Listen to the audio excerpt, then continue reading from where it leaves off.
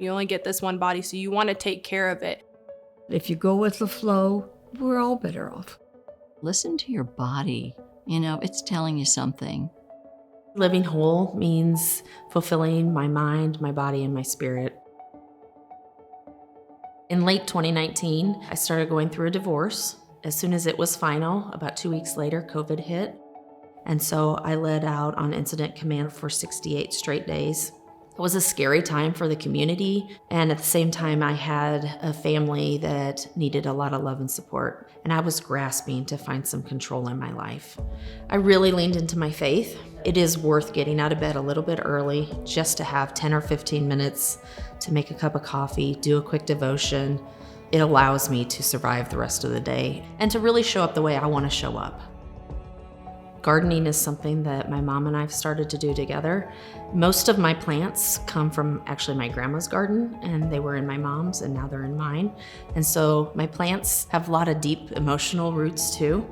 With plants, you have to somewhat be gentle. You have to love them. They thrive better when you take care of them. It's almost a little bit like therapy. So as a new mom, I truly believe in doing the work myself so my kids don't have to.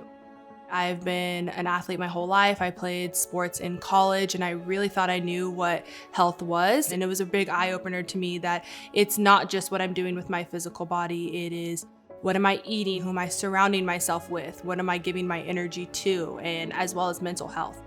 Living a whole person lifestyle does not happen overnight. You give yourself grace and you forgive yourself for what you didn't know. You just start with one small thing.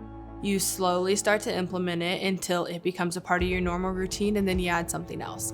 As long as you start, you can't mess up.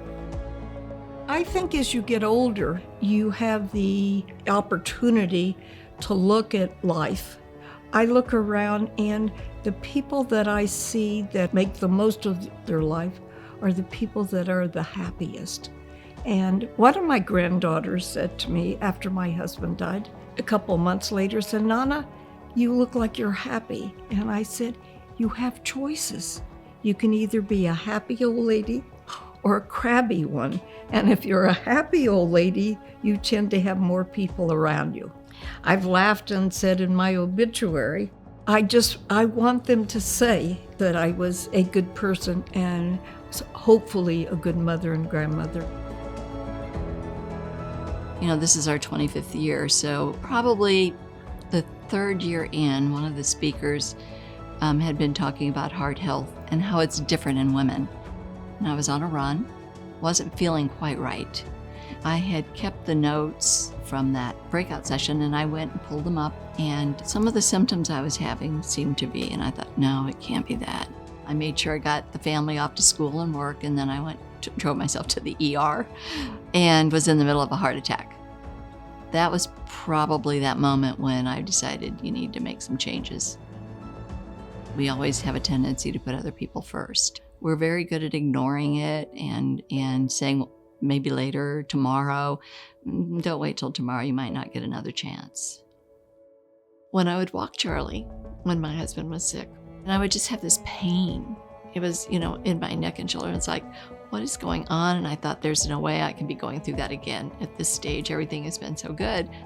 After my husband passed away, I was walking Charlie and there was no pain. So I likened that to the stress. It goes back to you have to take care of yourself in order to take care of someone else. But it's easier said than done.